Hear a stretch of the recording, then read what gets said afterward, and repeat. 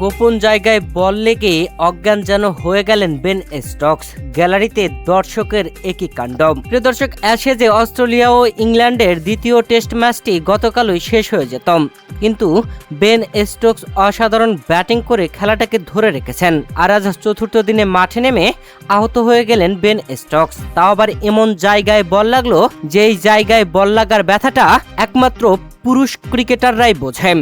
দলীয় ৬৮তম ওভারের ঘটনা। বল করছিলেন নাসেরের করা ওভারের চতুর্থ বলটি খেলতে গেলেন বেন স্টোকস, তবে ব্যাট মিস করে বলটা গিয়ে লাগলো তার মিডল পয়েন্টে, অর্থাৎ তার স্পর্শকাতর জায়গায় বল লাগলো।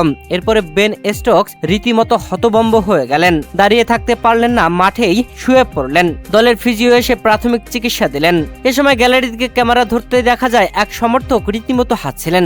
আবার এমন ব্যথা নিয়ে তিনিও অনুভব করলেন, কারণ এই ব্যথা তারাই বুঝবেন। পুরুষ ক্রিকেটাররা ছাড়া এই ব্যথা অন্য কেউ আর বুঝবে না।